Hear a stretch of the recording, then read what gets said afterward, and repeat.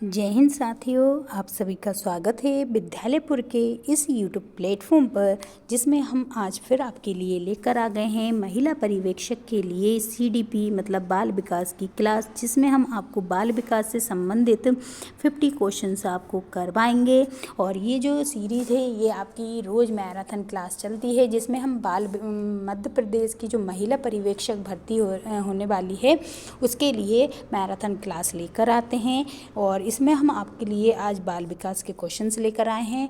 तो I hope आपको questions सही लगें, अच्छे लगें और आप लोग अच्छे से क्वेश्चंस को लगा पाएँ। इसकी PDF आपको चाहिए तो PDF के लिए हमारा टेलीग्राम चैनल आप ज्वाइन कर सकते हैं, वहाँ से इसकी PDF ले सकते हैं। टेलीग्राम चैनल की लिंक जो है हमारे डिस्क्रिप्शन बॉक्स में है, वहाँ से जाकर आप उसकी PDF रोज़ की क्लास की PDF ले सकते हैं। तो क्लास को हम स्टार्ट करें उससे पहले सभी लोग एक बार क्लास को शेयर ज़रूर कर दीजिए। आप लोग क्लास को शेयर नहीं करते हैं और क्लास को लाइक ज़रूर कर दीजिएगा। और अभी तक चैनल को सब्सक्राइब नहीं कर रखा है तो प्लीज़ चैनल को सब्सक्राइब ज़रूर कर लें, ताकि हमारी रोज़ की जो मैराथन आती है उसका नोटिफिकेशन प्रॉपर आपको मिलता रहे। तो क्लास को शेयर ज़रूर कर दीजिएगा, ठीक है। सभी लोग क्लास को शेयर ज़रूर कर दें। आपके क्लास के शेयर करने से ये क्लास उन तक भी पहुंच सकती है जिनको इसकी ज़रूरत है। तो प्लीज़ क्लास को शेयर करते ज़रूर रहिएगा।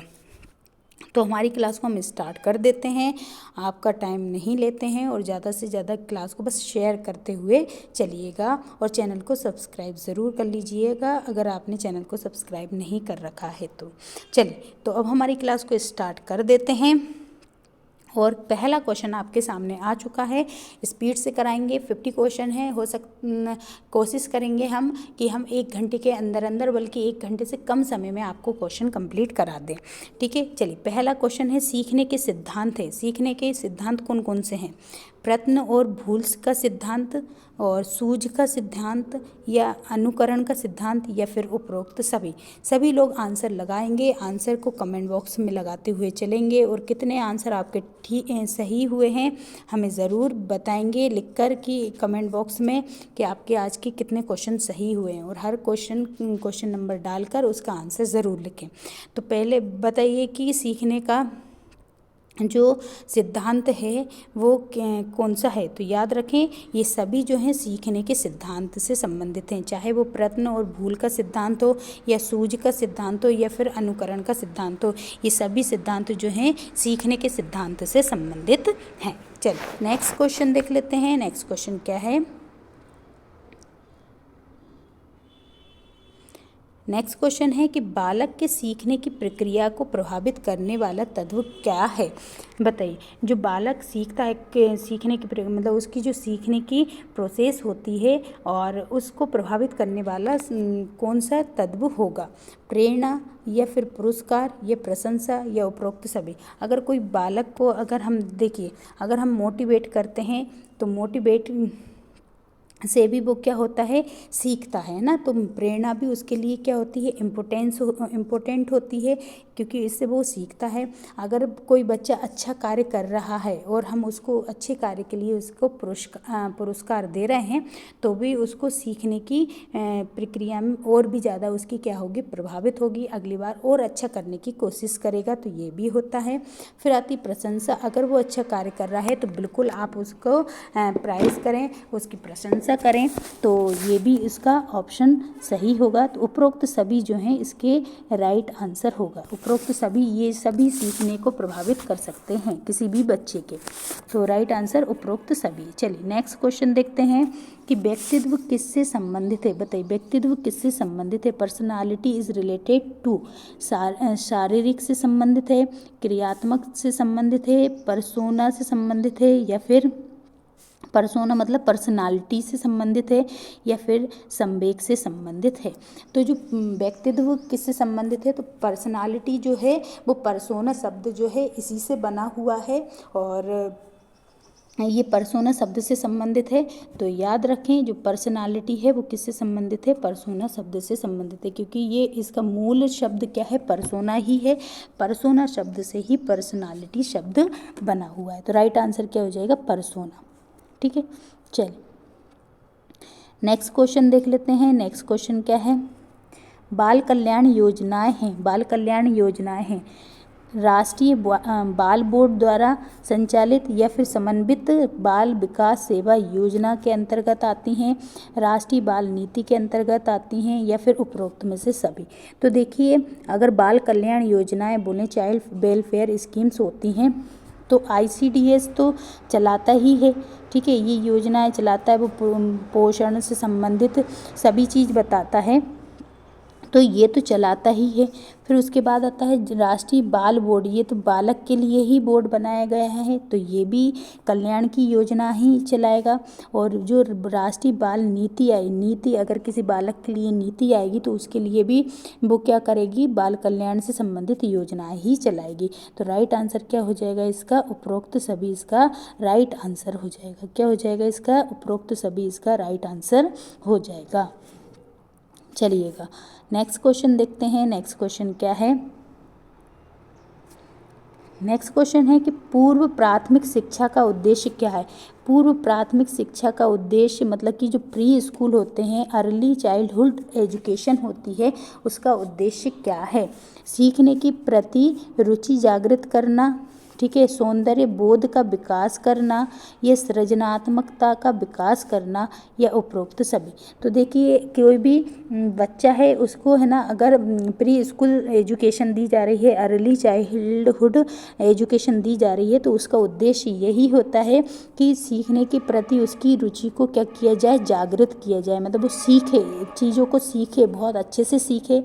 दूसरा है सौंदर्य बोध का विकास किया जाए उसके अंदर, और तीसरा है कि उसके अंदर सृजनात्मकता का विकास किया जाए। तो ये सभी क्या हैं, इसके उद्देश्य होते हैं, ये सभी क्या होते हैं, इसके उद्देश्य होते हैं, ठीक है। चलिए नेक्स्ट क्वेश्चन देखते हैं। नेक्स्ट क्वेश्चन क्या है, नेक्स्ट क्वेश्चन है कि मनोअभियान का उपयोग किस चीज़ के उपचार में किया जाता है।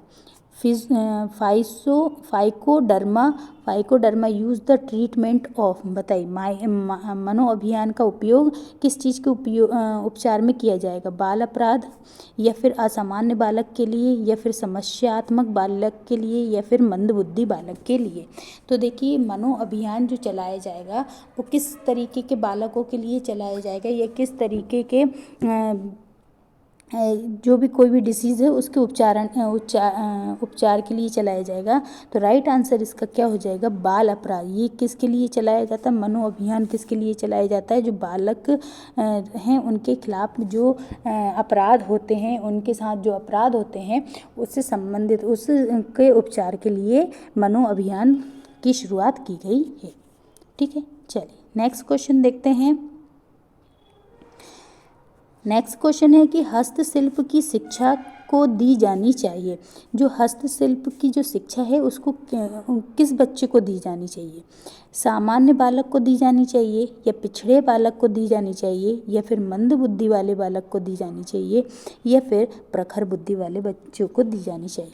तो देखिए, अगर हस्तशिल्प शिक्षा के बारे में बताया गया है तो हस्तशिल्प शिक्षा जो है अगर हम किसको देते हैं, प्रखर बुद्धि वाले बच्चे को देते हैं, तो ये तो ऑलरेडी सीखा हुआ है, इसको और क्या सिखाना, तो इसको तो हम देने से रहे, ठीक है। फिर आता है सामान्य बुद्धि वाला बालक। अगर सामान्य बुद्धि वाले बच्चे को देंगे तो वो तो सामान्य तौर से हर चीज़ सीख लेता है, तो उसको एडिशनल और शिक्षा देने की क्या ज़रूरत है, वो तो खुद से भी सीख ही सकता है। या तो पिछड़े बालक को देंगे या फिर मंद बुद्धि। तो याद रखें, पिछड़े बालक क्या होगा कि अन्य सभी में तो ये कैसा होगा, पिछड़ा हुआ होगा, लेकिन एक विषय में ये क्या होगा, बहुत अच्छा होगा, तो इसको देने की ज़रूरत नहीं। ये किसको दी जाती है, ये मंद बुद्धि को नहीं, ये पिछड़े बालकों को दी जाती है ना। तो वो इसको सारे मतलब कि बहुत सारी चीज़ों में पीछा होता है, लेकिन एक चीज़ में ये क्या होता है, होशियार होता है। तो इसलिए हस्त शिक्षा जो है वो किसको दी जानी चाहिए, पिछड़े बच्चों को दी जानी चाहिए, ताकि वो किसी एक कार्य में सही हो सके, ठीक है। चलिए नेक्स्ट क्वेश्चन देखते हैं नेक्स्ट क्वेश्चन क्या है। ये प्रीवियस ईयर में आए हुए क्वेश्चन हैं। अलग अलग जो महिला पर्यवेक्षक के एग्ज़ाम होते हैं अलग अलग स्टेट में, उन सभी से लिए हुए क्वेश्चन हैं। तो आप इन सभी को बहुत अच्छे से लगाइए और ज़्यादा से ज़्यादा क्लास को शेयर करते हुए ज़रूर चलिएगा। ठीक है, चलिए नेक्स्ट क्वेश्चन देखते हैं कि परिपक्वता एवं वृद्धि चक्र के निर्धारक तत्व हैं। बताइए इसमें परिपक्वता एवं वृद्धि चक्र के निर्धारक तत्व कौन कौन से हैं। विकास, बुद्धि, वंशानुक्रम और वातावरण। बताइए कौन परिपक्वता और वृद्धि चक्र के निर्धारक हैं। जो कि परिपक्व हो चुका है, इसकी वृद्धि हो चुकी, इसका निर्धारक कौन होगा। विकास, बुद्धि, वृद्धि या फिर वंशानुक्रम या फिर वातावरण।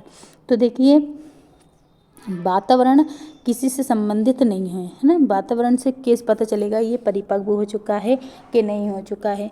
ठीक है, वंशानुक्रम से भी ये डिसाइड नहीं हो सकता है, ग्रोथ से भी नहीं हो सकता है। उसका विकास किस हिसाब से हुआ है और उसका विकास किस तरीके से हुआ, ये क्या कर सकता है, उसकी परिपक्वता और उसकी वृद्धि के चक्र को डिफाइन कर सकता है, निर्धारित कर सकता है। ठीक है, चलिए नेक्स्ट क्वेश्चन देखते हैं। नेक्स्ट क्वेश्चन है कि जन्म के पश्चात शिशु निम्नलिखित में से कौन सी शारीरिक क्रियाएं करता है। जन्म के पश्चात पूछा है, जन्म होने के बाद पूछा है कि शिशु कौन कौन सी क्रियाएं करता है। ताप पर नियंत्रण और रोग प्रतिरोध क्षमता का विकास, पाचन की क्रिया और उपरोक्त सभी। तो देखिए जन्म के बाद एक शिशु क्या क्या क्रियाएं करता है। तो ताप पर नियंत्रण करता है, बिल्कुल करता है। ठीक है, रोग से लड़ने की क्षमता उसके अंदर विकास हो जाता है, तो बिल्कुल हो जाता है। और पाचन की क्रिया करता है, बिल्कुल करता है। तो उपरोक्त सभी जो है इसका राइट आंसर हो जाएगा। उपरोक्त सभी क्या है, इसका राइट आंसर हो जाएगा। ठीक है, चलिए नेक्स्ट क्वेश्चन देख लेते हैं। नेक्स्ट क्वेश्चन क्या है, ये क्वेश्चन कैंसिल हो गया है लेकिन अपन इसका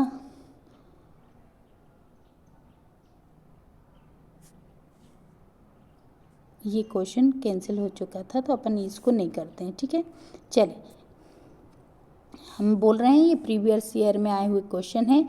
तो बिल्कुल आप बहुत अच्छे से लगाइए ताकि देखिए आप इससे जज कर सकते हैं कि कुछ पिछले साल जो एग्ज़ाम हुए थे पिछले बार जो 2017 में, उसमें किस तरीके के क्वेश्चन आए ताकि आप एग्ज़ाम की अच्छे से तैयारी कर सकें। बताइए अब क्वेश्चन है कि 10 दिन के शिशु को क्या कहते हैं। शिशु कहते हैं, नवजात शिशु कहते हैं, असामान्य बालक कहते हैं या इनमें से कोई नहीं। बताइए कि 10 days infants is called age. बताइए 10 दिन के बालक को क्या कहा जाएगा। तो जो 10 दिन का बालक होता है इसे नवजात शिशु कहा जाता है, न्यू नेट कहा जाता है। क्या कहा जाता है, नवजात शिशु कहा जाता है। ठीक है, न्यू नेट कहा जाता है। चलिए नेक्स्ट देखते हैं। नेक्स्ट क्वेश्चन क्या है,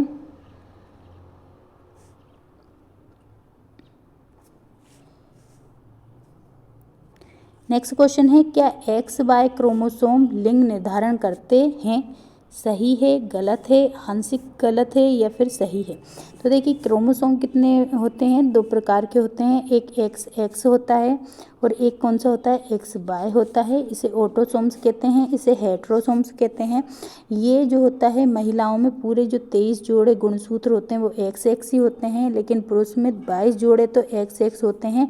जो 23वां जोड़ा रहता है वो क्या होता है, XY होता है और इसे लिंग निर्धारण गुणसूत्र कहते हैं। क्या कहा जाता है, लिंग निर्धारण गुणसूत्र कहा जाता है। इसलिए ये जो आंसर है सही है, ये क्वेश्चन जो है बिल्कुल सही है कि जो XY क्रोमोसोम होते हैं ये लिंग निर्धारण गुणसूत्र होते हैं। ठीक है, राइट आंसर सही हो जाएगा। ठीक, चलिए नेक्स्ट क्वेश्चन देखते हैं कि समस्या है बालक। बताइए समस्या है बालक, समस्या बालक कौन सा है। चोरी करने वाला बालक को समस्या वाला बालक बोलेंगे, झूठ बोलने वाला बोलेंगे, माता पिता का कहना ना मानने वाला बोलेंगे या फिर उपरोक्त सभी। तो देखिए समस्याग्रस्त जो बालक होता है, समस्या वाला जो बालक होता है वो कैसा होता है। तो देखिए जो चोरी करने वाला बालक है वो समस्या वाला बालक है, बिल्कुल है, क्योंकि उसकी चोरी करने की आदत तो समस्या ही है। झूठ बोलने वाला बालक समस्या वाला बालक है, ये भी समस्या वाला बालक है क्योंकि वो झूठ बोलेगा, है ना, चोरी करेगा, ये सब समस्या वाला है। अगर माता पिता का कहना नहीं मान रहा है तो वो भी एक समस्या ही है। तो उपरोक्त सभी जो हैं वो क्या है, समस्या वाले बालक के विशेषता है। ठीक है, राइट आंसर उपरोक्त सभी आ जाएगा। नेक्स्ट क्वेश्चन है कि विकास की विशेषताएं होती हैं। देखिए विकास की विशेषताएं कैसी होती हैं, दिशात्मक होती हैं, प्रगतिशील होती हैं, क्रमबद्ध होती हैं या फिर उपरोक्त सभी। तो देखिए अगर डेवलपमेंट हो रहा है तो डेवलपमेंट किस तरीके का होगा, सभी लोग बताएंगे कि जो विकास की विशेषताएं होती हैं वो किस तरीके की होती हैं। क्लास को शेयर करते हुए सभी लोग चलेंगे, क्लास को लाइक भी करेंगे और चैनल को अगर अभी तक आपने सब्सक्राइब नहीं कर रखा है तो प्लीज़ चैनल को सब्सक्राइब ज़रूर कर लीजिएगा। चलिए बताइए तो राइट आंसर क्या हो जाएगा इसका। देखिए दिशात्मक विकास जो होता है वो दिशात्मक भी होता है, प्रगतिशील श्रृंखला भी होती है और क्रमबद्ध भी होता है। तो उपरोक्त सभी जो है इसका राइट आंसर हो जाएगा। ठीक है, चलिए नेक्स्ट क्वेश्चन देखते हैं। नेक्स्ट क्वेश्चन क्या है कि अतिक्रियाशीलता तथा अवधान की अस्त व्यस्तता किस विशिष्ट बालक की विशेषता है। देखिए अतिक्रियाशीलता बहुत ज़्यादा क्रियाशील हो और अवधान की अस्त व्यस्तता ये किस विशिष्ट बालक की विशेषता है। तो अधिगम निरोग्य बालक की या पिछड़े बालक की या प्रतिभावान बालक की या फिर बाल अपराधी बालक की। बताइए किस बालक की विशेषता है कि अति क्रियाशील है ये बालक और अब ये अवधान की जो अस्त व्यस्तता है और ये सब किस बालक की विशिष्टता होगी। तो देखिए राइट आंसर क्या हो जाएगा इसका, अधिगम निरोग्य बालक। ये से कैसे, जो कि लर्निंग डिसेबल होते हैं वो बालक कैसे होते हैं, अति क्रियाशीलता और अवधान की अस्त व्यस्तता इनकी विशेषता होती है, किनकी, अधिगम नियोग बालक की। ठीक है, चलिए नेक्स्ट क्वेश्चन देखते हैं। नेक्स्ट क्वेश्चन है पूर्वशालेय शिक्षा जो प्री स्कूल एजुकेशन है इसके जन्मदाता कौन है। बताइए प्री स्कूल जो शिक्षा एजुकेशन है इसके जन्मदाता कौन है। मदर टेरेसा हैं या मैक मिलन बहन हैं या फिर जो गांधी जी हैं या फिर बंडूरा हैं। बताइए कौन है पूर्वशालेय शिक्षा मतलब कि प्री स्कूल के जन्मदाता कौन है, प्री स्कूल एजुकेशन के जन्मदाता कौन है। तो राइट आंसर इसका क्या हो जाएगा, मैक मिलन बहन है ना, जो मैक मिलन सिस्टर्स हैं ये क्या है, प्री स्कूल की जन्मदाता कही जाती हैं, प्री स्कूल एजुकेशन की फाउंडर कही जाती हैं मैक मिलन बहन है। ठीक है, चलिए नेक्स्ट क्वेश्चन देखते हैं। नेक्स्ट क्वेश्चन क्या है, नेक्स्ट क्वेश्चन है कि अनाथ बच्चों के हेतु विशेष सुविधाएं क्या होती हैं। जो अनाथ बच्चे होते हैं उनके लिए विशेष सुविधाएं क्या हैं। Special facilities for orphan children is, orphan childrens मतलब कि अनाथ बच्चे। बताइए पूर्व स्कूल योजना ये इनके लिए सुविधा मतलब कि विशेष सुविधाएं होती हैं या पठन सुधार योजना या व्यापक योजनाएं या फिर उपरोक्त सभी। तो अनाथ बच्चों के लिए विशेष सुविधाएं क्या होंगी, pre school program, reading improvement program या कंप्रहेंसिव प्रोग्राम या फिर ऑल ऑफ दिस। तो राइट आंसर क्या हो जाएगा, ऑल ऑफ दिस। ये सभी चीज़ें क्या होती हैं, इनकी विशेष सुविधाएं, इन सभी चीज़ों की विशेष सुविधाएं इनको दी जाती हैं। नेक्स्ट क्वेश्चन देखते हैं। नेक्स्ट क्वेश्चन क्या है, नेक्स्ट क्वेश्चन है कि जीवन की शिशु की जीवन क्षमता किस माह में आती है। कहने का मतलब है कि इसमें से जो शिशु होता है उसके अंदर दिल की धड़कन जो है कब स्टार्ट हो जाती है। शिशु की जीवन क्षमता किस माह में आती है, 7 माह में आ जाती है, 5 माह में आ जाती है, 6 में आ जाती है या फिर 4 महीने में आ जाती है। बताइए कि शिशु का दिल जो है वो धड़कना कब स्टार्ट कर देता है, उसमें कब धड़कन आ जाती है। तो राइट आंसर क्या है, 7 माह का जो बच्चा होता है उसमें आ जाती है। तो इसे शिशु की जीवन क्षमता का माह कहा जाता है, किसको, 7 माह को। ठीक है, चल नेक्स्ट क्वेश्चन देखते हैं। नेक्स्ट क्वेश्चन क्या है, नेक्स्ट क्वेश्चन है कि विशेष शिक्षा के मूलभूत सिद्धांत कौन से हैं। जो विशेष शिक्षा होती है उसके मूलभूत सिद्धांत कौन से हैं। क्रियात्मक कौशलों का प्रशिक्षण, ठीक है। विशेष शिक्षा के मूलभूत सिद्धांत कौन से हैं? क्रियात्मक कौशलों का प्रशिक्षण या व्यक्तिगत अनुदेशन का पर बल, या फिर बालकों के संवेदनाओं को जागृत करने पर बल, या उपरोक्त सभी। बताइए क्या है विशेष शिक्षा के मूलभूत सिद्धांत। जो स्पेशल एजुकेशन दी जाती है उसके क्या क्या सिद्धांत है? तो देखिए, अगर स्पेशल शिक्षा में देखें तो क्रियात्मक कौशलों का प्रशिक्षण भी दिया जाता है, ठीक है। व्यक्तिगत अनुदेशन पर भी बल दिया जाता है, बालकों के संवेदनाओं को जागृत करने पर भी बल दिया जाता है। तो उपरोक्त सभी जो है इसका राइट आंसर हो जाएगा। ये सभी क्या हो जाएंगी? ये विशेष शिक्षा के मूलभूत सिद्धांत के अंतर्गत आ जाती हैं, ठीक है। चलिए नेक्स्ट क्वेश्चन देखते हैं कि नवजात शिशु की आयु कितनी होती है? नवजात शिशु की आयु कितनी होती है? 10 दिन होती है, 20 दिन होती है, 35 दिन होती है, या फिर 45 दिन होती है? तो नवजात शिशु जो रहता है जन्म से लेकर और कितना होता है? 15 दिन या 20 दिन का होता है ना। इसको नवजात शिशु कहते हैं। तो इसमें 20 दिन, इसमें इन्होंने 10 दिन इसका राइट आंसर माना है। क्या माना है? 10 दिन इसका राइट आंसर माना है कि 10 दिन के बच्चे को हम नवजात शिशु की आयु कितनी होती है? तो कम से कम देखेंगे तो कम से कम में कितनी आ जाएगी? 10 वर्ष तक की आ जाएगी। अगर 10 वर्ष नहीं होता तो फिर ये किस में आ जाती? 20 वर्ष में आ जाती। तो कम से कम जो आयु रहेगी हम उसी को लगाएंगे। तो नवजात शिशु की आयु कितनी है? 10 दिन की होती है, ठीक है। चल नेक्स्ट क्वेश्चन है कि सृजनात्मकता की क्या विशेषताएं होती हैं? Characteristics of creativity is. प्रक्रिया सृजनात्मकता की विशेषता होती है, लक्ष्य निर्देश सृजनात्मकता की विशेष होती है, सृजन होती है, या फिर उपरोक्त सभी। तो बताइए कि जो सृजनात्मकता होती है उसकी क्या विशेषता होगी? कैरेक्टरिस्टिक्स ऑफ क्रिएटिविटी इज क्या होगी? तो प्रक्रिया होगी, लक्ष्य निर्देश होंगे, या फिर सृजन होगा, या उपरोक्त सभी। तो उपरोक्त सभी जो है इसका राइट आंसर हो जाएगा। सृजनात्मकता की विशेषता ये सभी होती, प्रोसेस भी होती है, गोल डायरेक्टेड भी होते हैं मतलब लक्ष्य निर्देशित भी होते हैं, और क्रिएट मतलब कुछ सृजन करना भी होता है। तो उपरोक्त सभी इसका राइट आंसर हो जाएगा। नेक्स्ट क्वेश्चन है कि यूनिसेफ के कार्य क्या हैं? बताइए यूनिसेफ क्या करता है? What are the function of UNICEF? UNICEF जो है इसका हेडक्वार्टर कहाँ है? तो आप याद रखें न्यूयॉर्क में है। कहाँ पर है? न्यूयॉर्क में इसका हेडक्वार्टर है। आप इसको याद रखिएगा, ठीक है। तो इसका कहाँ पर है? न्यूयॉर्क में इसका हेडक्वार्टर है यूनिसेफ का। अब यूनिसेफ काम क्या करता है? शिशु पोषण में काम मतलब कि क्षेत्र में काम करता है, या शिशु स्वास्थ्य के क्षेत्र में, या फिर शिशु के शिक्षा के क्षेत्र में, या फिर उपरोक्त सभी में? तो देखिए यूनिसेफ जो है वो किस में काम करता है? तो सभी क्षेत्रों में करता है। ये शिशु के न्यूट्रिशन मतलब कि चाइल्ड न्यूट्रिशन में भी काम करता है, चाइल्ड हेल्थ में भी काम करता है, चाइल्ड एजुकेशन में भी काम करता है। तो उपरोक्त सभी इसका राइट आंसर हो जाएगा।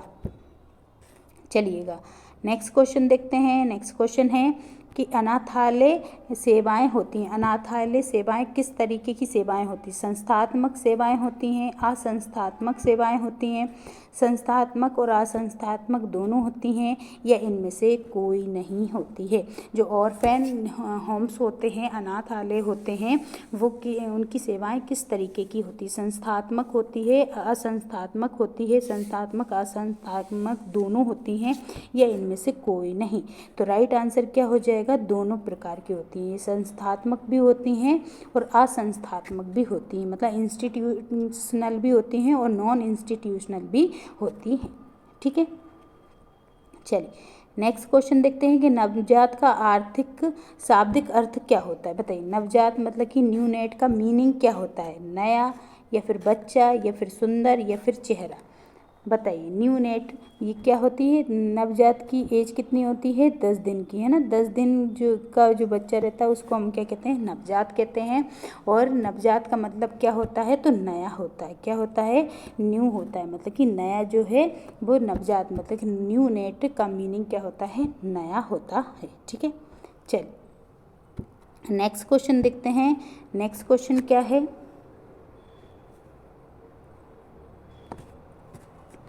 नेक्स्ट क्वेश्चन है कि सीखने के पठार के कारण कौन से हैं। देखिए, what are the factor responsible for the plateau of learning. जो सीखने का जो पठार है उसके कारण कौन कौन से हैं। दूषित वातावरण, मतलब सीख नहीं पा रहा है कोई मतलब कि लर्न करने में दिक्कत जा रही है, सीखने में दिक्कत जाती है, तो उसको एक प्रकार से पठार के समान उसके सामने क्या आ जाती है, सिचुएशन खड़ी हो जाती है। तो वो क्यों हो रहा है, उसके साथ क्यों हो रहा है, ताकि उसको दूषित वातावरण मिल रहा है इसलिए हो रहा है, या बुद्धि लब्धि उसकी कम है इसलिए हो रहा है, या ध्यान नहीं लग पा रहा है उसका इसलिए हो रहा है, या फिर उपरोक्त में से सभी। तो देखिए, अगर कोई बच्चा सीख नहीं पा रहा है, उसको सीखने में कोई दिक्कत हो रही है, कठिनाई आ रही है, तो उसका कारण ये हो सकता है कि हाँ भाई वो दूषित वातावरण में रह रहा हो, तो इसलिए वो हमेशा बीमार ही रहता हो, तो इसलिए उसका पढ़ने में मन नहीं लगता है।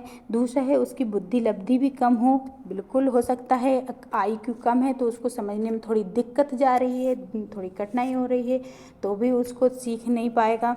और उसका किसी चीज़ में ध्यान ही नहीं लग रहा, पढ़ाई में ध्यान ही नहीं लग रहा है, तो भी क्या हो सकता है, उसको सीखने में दिक्कत आएगी। तो उपरोक्त सभी जो हैं इसके राइट आंसर हो जाएगा। उपरोक्त सभी क्या है, इसका राइट आंसर है। ठीक है, चलिए नेक्स्ट क्वेश्चन देखते हैं। नेक्स्ट क्वेश्चन क्या है, बताइए। आनुवांशिक रोग किससे संबंधित है। इसमें से कौन सा रोग जो है आनुवांशिक रोग है। हीमोफीलिया, या हाइपरटेंशन, या फिर फाइब्रोसिस, या फिर इनमें से कोई नहीं। बताइए, इनमें से कौन सा रोग जो है वो आनुवांशिक रोग से संबंधित है। ठीक है, बताइए आनुवांशिक रोग इनमें से कौन सा है। हीमोफीलिया, हाइपरटेंशन और फाइब्रोसिस। तो देखिए, हाइपरटेंशन किससे संबंधित है, तो मस्तिष्क से संबंधित है हाइपरटेंशन। और जो हीमोफीलिया है ये क्या है, आनुवांशिक रोग है। क्या है, आनुवांशिक रोग है हीमोफीलिया। ठीक है, हीमोफीलिया इसमें क्या है, आनुवांशिक रोग है। इसके अलावा और भी आनुवांशिक देखें तो जो सिकल सेल एनीमिया है, सिकल सेल एनीमिया रोग जो है ये भी क्या है, ये भी एक आनुवांशिक रोग है। ठीक है, ये भी क्या है, एक आनुवांशिक रोग है, सिकल सेल एनीमिया। ठीक है, सिकल सेल एनीमिया भी एक आनुवांशिक रोग है और हीमोफीलिया रोग भी एक आनुवांशिक रोग है। चलिए नेक्स्ट क्वेश्चन देखते हैं। नेक्स्ट क्वेश्चन क्या है कि बाल्य अवस्था की मुख्य विशेषताएं क्या हैं। बाल्य अवस्था की मुख्य विशेषताएं क्या होती हैं कि उनके अंदर जिज्ञासा होती है, क्यूरियोसिटी होती है, या खेलना, या पढ़ना, या फिर बातें करना। बताइए क्या उनकी बाल्य अवस्था की मुख्य विशेषता होगी। जिज्ञासा, क्यूरियोसिटी, या फिर प्लेइंग, या रीडिंग, या फिर talking. Main characteristics of childhood. तो देखिए, बाल अवस्था की सबसे मुख्य ये सभी विशेषताएं होती हैं, लेकिन मुख्य विशेषता पूछी थी तो क्यूरियोसिटी। बाल अवस्था में बच्चा बहुत कुछ जानना चाहता है, उसके अंदर बहुत सारी क्यूरियोसिटी होती है, बहुत सारी जिज्ञासा होती है, उसको हर चीज़ के बारे में जानने की इच्छा होती है, और वो जो सामने देखता है, सुनता है, हर एक चीज़ को वो जानने की क्या करता है, कोशिश करता है। तो मुख्य जो विशेषता हो जाएगी वो क्या हो जाएगी, उसके अंदर की क्यूरियोसिटी जो है उसकी मुख्य विशेषता हो जाएगी। नेक्स्ट क्वेश्चन देखते हैं। नेक्स्ट क्वेश्चन है कि नवजात रक्त में हीमोग्लोबिन का प्रतिशत कितना होता है। जो नवजात होता है, न्यूबॉर्न बेबी होता है, 10 दिन का जो बच्चा होता है उसके अंदर हीमोग्लोबिन कितना प्रतिशत होता है। 17 से लेकर 19 ग्राम तक, या फिर 19 से लेकर 25 ग्राम तक, या फिर 12 से लेकर 17 ग्राम तक, या 9 से लेकर 12 ग्राम तक। तो हीमोग्लोबिन कितना ग्राम होता है, बताइए कितना ग्राम होता है। 17 से लेकर 19 ग्राम, 19 से लेकर 25 ग्राम, 12 से लेकर 17 ग्राम, या फिर 9 से लेकर 12 ग्राम। तो देखिए, जो नवजात बच्चा होता है, नवजात बच्चे में जो हीमोग्लोबिन होता है वो कितना होता है, 17 से लेकर 19 ग्राम तक होता है। कितना होता है, 17 से लेकर 19 ग्राम तक इसके अंदर बच्चे के अंदर हीमोग्लोबिन होता है। ठीक है, नवजात बच्चे के अंदर। चलिए नेक्स्ट क्वेश्चन देखते हैं। नेक्स्ट क्वेश्चन क्या है, नेक्स्ट क्वेश्चन है कि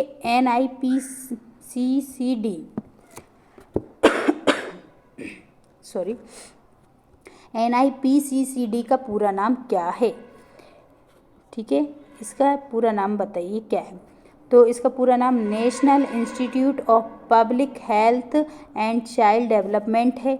ठीक है, या फिर नेशनल चाइल्ड पॉलिसी है। ठीक है, या फिर नेशनल चाइल्ड बोर्ड है, या नन ऑफ दीस है। बताइए इनमें से क्या इसका फुल फॉर्म है NIPCCD। तो NIPCCD का फुल फॉर्म क्या है? तो NIC, इसमें से जो राइट आंसर है वो क्या है? कोई भी नहीं। क्या नहीं है? कोई भी इसका राइट आंसर नहीं है, क्योंकि ये क्या है? National institute of protection child, इस तरीके का है, ना कि इनमें से कोई भी ऑप्शन नहीं है इसका राइट आंसर। ठीक है, चलिए नेक्स्ट क्वेश्चन देखते हैं। नेक्स्ट क्वेश्चन क्या है? नेक्स्ट क्वेश्चन है कि मामा चाचा ध्वनियाँ किससे संबंधित हैं? बताइए किससे संबंधित है? मामा चाचा ये कब बोलता है? बलबलाना मतलब कि इसे बैबलिंग बोलेंगे, या फिर हाव भाव बोलेंगे, या आंकलन शक्ति, या फिर इनमें से कोई नहीं। बताइए कब बोलता है? ये साउंड कब यूज़ करता है बच्चा? मामा चाचा ये ध्वनि किससे संबंधित हो जाएंगी? सभी लोग आंसर लगाते हुए चलेंगे इसका, और क्लास को सभी लोग एक बार शेयर करते हुए चलेंगे। ठीक है, सभी लोग क्लास को शेयर ज़रूर करेंगे। और क्लास को अभी तक आपने लाइक नहीं कर रखा है तो आप क्लास को प्लीज़ लाइक ज़रूर करें और चैनल को सब्सक्राइब ज़रूर कर लें, है ना। क्लास को शेयर करते हुए ज़रूर चलें। आप लोग क्लास को शेयर नहीं करते हैं, ये गलत बात है। हम आपके लिए इतने अच्छे क्वेश्चंस लेके आते हैं, इतनी मेहनत से क्वेश्चंस बनाते हैं, और आप लोग क्लास को शेयर नहीं करते हैं, तो ये गलत बात होती है। प्लीज़ क्लास को शेयर ज़रूर कर दीजिएगा। चलिए, तो ये सारी चीज़ें क्या है? बलबलाना कहलाता है ना। बैबलिंग बोला जाता है, इसको बैबलिंग कहा जाता है, बलबलाना, है ना। मामा चाचा ताता पापा मामा इस टाइप के जो वर्ड यूज़ करते हैं, ये किससे संबंधित है? तो बलबलाने से संबंधित है ना। इसको बैबलिंग बोला जाता है। नेक्स्ट क्वेश्चन देखते हैं। चलिए बताइए, पल्स पोलियो अभियान कब स्टार्ट हुआ था? इसमें जो है राइट आंसर है नहीं है, तो इसलिए इसका ये कैंसिल किया गया है आंसर। चलिए नेक्स्ट देखते हैं कि वंशानुक्रम का प्रभाव क्या होता है। वंशानुक्रम का प्रभाव क्या होगा? इफेक्टेड टू हेरिडिटी इज शारीरिक लक्षण, सामाजिक स्तर, चरित्र, या फिर उपरोक्त सभी। बताइए वंशानुक्रम का प्रभाव क्या हो सकता है? तो देखिए वंशानुक्रम का प्रभाव अगर देखें तो ये फिजिकल क्वांटिटी मतलब शारीरिक लक्षण से भी वंशानुक्रम का प्रभाव देखा जा सकता है, और उसके सामाजिक स्तर से भी देखा जा सकता है, उसके कैरेक्टर से भी देखा जा सकता है, या फिर उपरोक्त सभी से ही देखा जा सकता है। तो राइट आंसर क्या हो जाएगा कि अगर किसी भी, देखिए उसके चरित्र से हम ये नहीं बता सकते ये इस वंश का है। ठीक है, क्योंकि सबके अलग अलग अपनी खुद का कैरेक्टर होता है, तो हम किसी वंश का पता नहीं लगा सकते इससे। ठीक है, उसके सामाजिक स्तर का भी पता नहीं लगा सकते हैं। हो सकता है आज इनके पिता गरीब थे लेकिन आज बच्चे अमीर हो गए, तो फिर हम कैसे उसका सामाजिक स्तर का पता लगा सकते हैं कि वो इसी वंश का है? इसका सबसे सही जो प्रभाव देखने को मिलता है उसके शारीरिक लक्षण से देखने को पता चलता है। शारीरिक लक्षण से देख के हम बता सकते हैं कि ये किस वंश का है। तो राइट आंसर क्या हो जाएगा?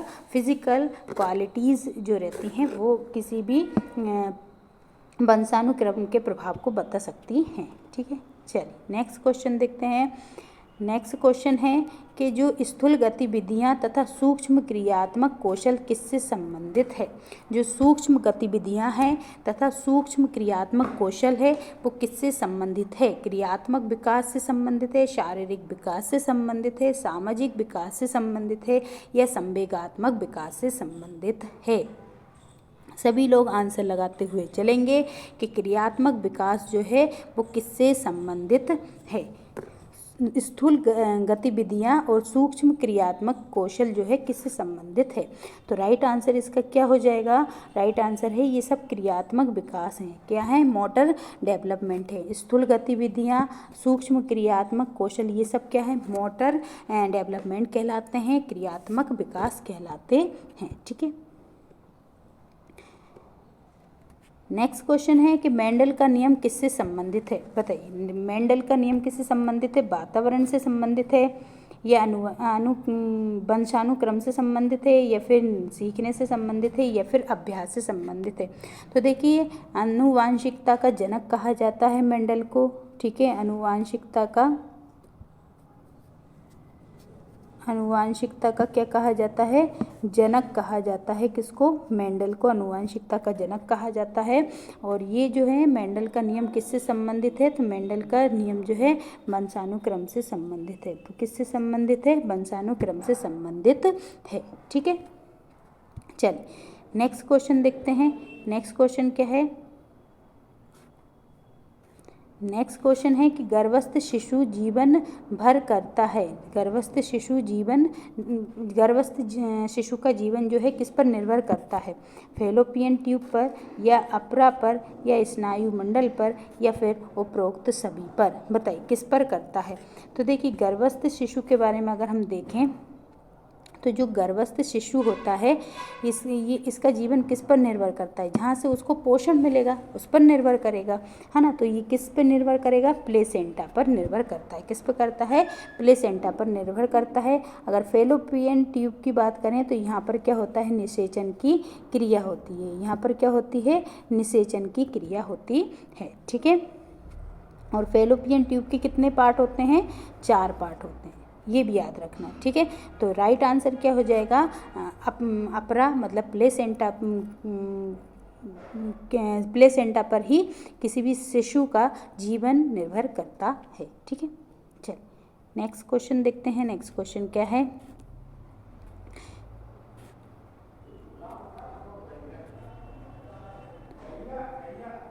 चलिए बताइए।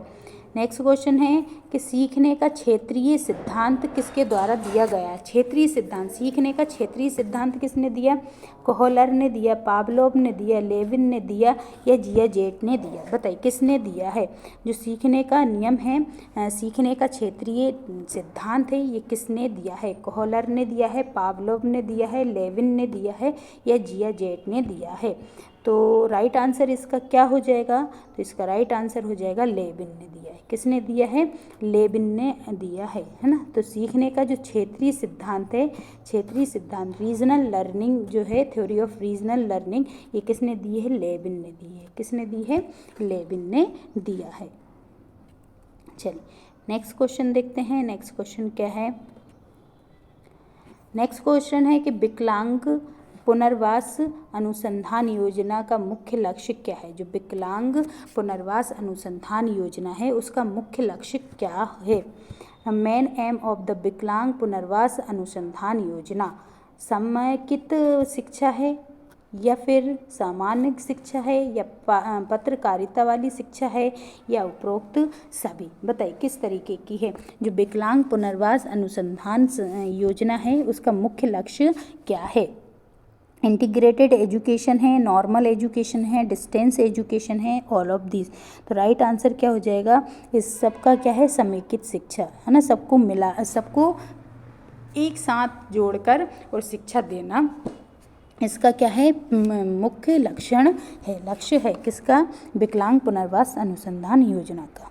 चल नेक्स्ट देखते हैं। भाषा विकास की अवस्थाएं हैं, भाषा विकास की अवस्थाएं हैं पूर्व संप्रेषण या वास्तविक भाषा की अभिव्यक्तियाँ, उपरोक्त दोनों या दोषपूर्ण भाषा, बताइए।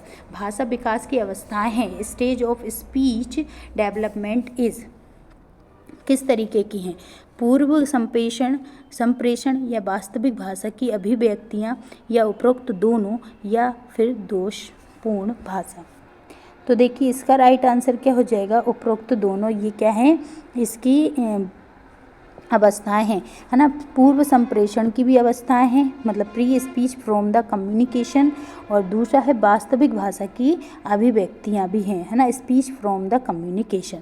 तो पूर्व संप्रेषण और वास्तविक भाषा की अभिव्यक्तियां, ये दोनों क्या हैं, भाषा की अवस्थाएं हैं, ठीक है। चलिए नेक्स्ट क्वेश्चन देखते हैं। नेक्स्ट क्वेश्चन क्या है,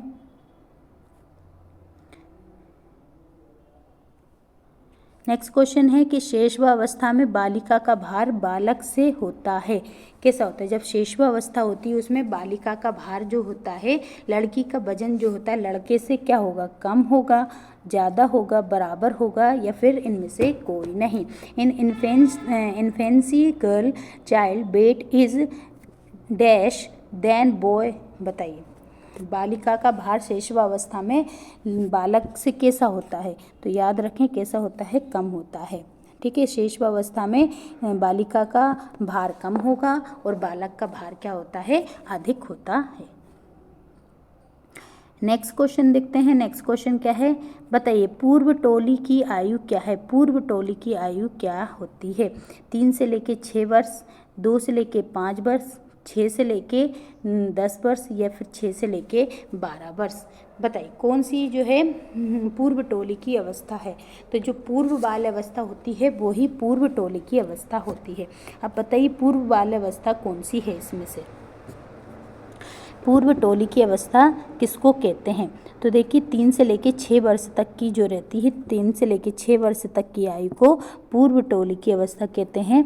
इसे ही पूर्व बाल अवस्था भी कहा जाता है ना, पूर्व बाल्यावस्था भी कहा जाता है। ठीक है, और ये जो है 6 से 12 तक की या फिर 7 से लेके 12 तक की जो रहती है ये बाल्य अवस्था होती है ना, बाल्य अवस्था होती है। और इसमें टोली की अवस्था भी कहते हैं, इसको क्या कहते हैं? टोली की अवस्था भी कहा जाता है, टोली की अवस्था भी इसको कहा जाता है। ठीक है, और पूर्व टोली की अवस्था कौन सी है? तो 3 से लेके 6 वर्ष तक की है। चलिए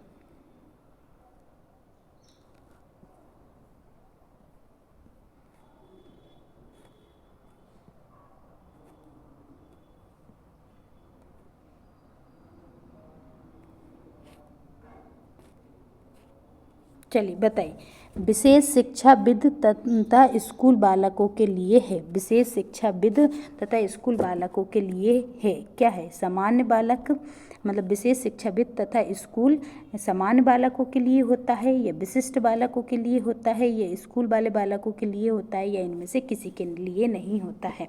बताएं आप। विशेष शिक्षा विद तथा स्कूल जो होते हैं वो कैसे बच्चों के लिए होते हैं? तो वो सामान्य बालकों के लिए होते हैं, या विशिष्ट बालकों के लिए होते हैं, या स्कूल के बालकों के लिए होते हैं, या इनमें से किसी के लिए नहीं होते हैं?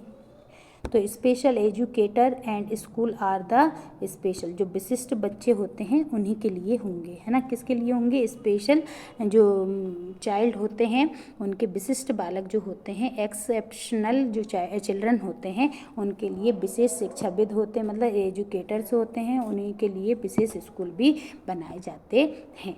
ठीक है, चलिए नेक्स्ट क्वेश्चन देखते हैं। नेक्स्ट क्वेश्चन क्या है? नेक्स्ट क्वेश्चन है कि बाल विकास के मूल संप्रत्यय क्या हैं? बाल विकास के जो मूल संप्रत्यय क्या हैं? Which are the basic concept of children development, child development के बेसिक कॉन्सेप्ट कौन से हैं? विकास की विशेषताएं, या फिर विकास एवं वृद्धि में अंतर, या फिर विकास के नियम, या उपरोक्त में से सभी? बताएं क्या है जो बाल विकास के मूलभूत संप्रत्यय हैं? Which are the basic concept of children development, विकास की विशेषताएं, विकास एवं वृद्धि के में अंतर, या विकास के नियम, या उपरोक्त सभी? तो देखिए ये सभी क्या हो जाएंगे? इसकी विशेषताएं मूलभूत संप्रत्यय हो जाएंगे, मतलब कॉन्सेप्ट हो जाएंगे। विकास की विशेषताएं भी कॉन्सेप्ट है, ठीक है। विकास और वृद्धि में अंतर करना भी, ये भी एक कॉन्सेप्ट होता है ना। और ये विकास के नियम भी इसमें दिए गए हैं। तो ये सभी चीज़ें क्या हैं? Concept of child development. ये सभी कॉन्सेप्ट हैं किसके? विकास, बाल विकास के। ठीक है, चलिए नेक्स्ट क्वेश्चन देखते हैं। नेक्स्ट क्वेश्चन क्या है? बताइए, किंडरगार्टन पद्धति का शिक्षण सामग्री क्या है? किंडरगार्टन जो पद्धति है फेवोर्ड ने इसको दिया है, ठीक है। ये और ये बताइए कि इसमें शिक्षण सामग्री कौन सी आती है? उपहार मतलब गिफ्ट, मातृ खेल मतलब मदर प्ले, या गीत, या फिर उपरोक्त सभी? तो अगर हम इसके बारे में आपसे बोलें, बताएं, तो ये देखिए, अगर किंडरगार्टन जो रहता है एक प्ले स्कूल की तरह होता है और इसमें बच्चों को उपहार भी दिए जाते हैं, ठीक है। और उसमें मातृ खेल मतलब जो उनका मदर प्ले होते हैं वो सारे गेम्स खिलाए जाते हैं और उनको गीत वगैरह, डांसिंग वगैरह ये सभी, तो ये सभी क्या होते हैं, इनकी शिक्षण सामग्री के अंतर्गत आ जाते हैं, ठीक है। चल नेक्स्ट क्वेश्चन देख लेते हैं। नेक्स्ट क्वेश्चन क्या है? नेक्स्ट क्वेश्चन है, बताइए नवजात शिशु की अवधि कितनी होती है?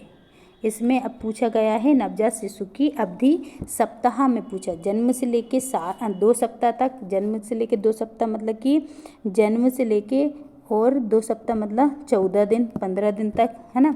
ये जन्म से लेके 6 सप्ताह तक, जन्म से लेके 5 सप्ताह तक, या जन्म से लेके 8 सप्ताह तक नवजात शिशु कितना बड़ा कहलाता है?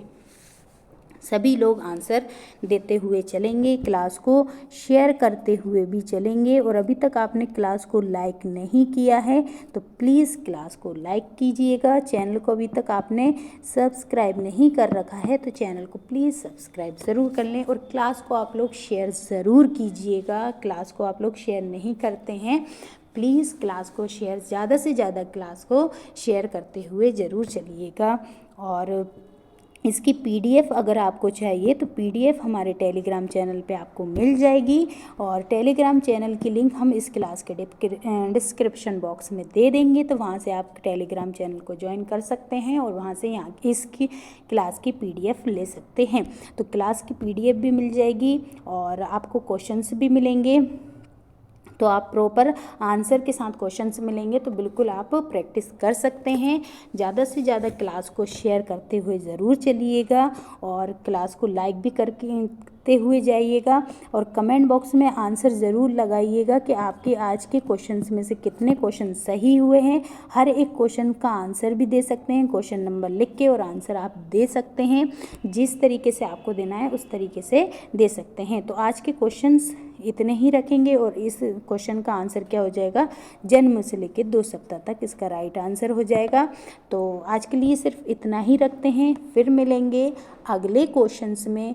तब तक के लिए सभी को जय हिंद साथियों।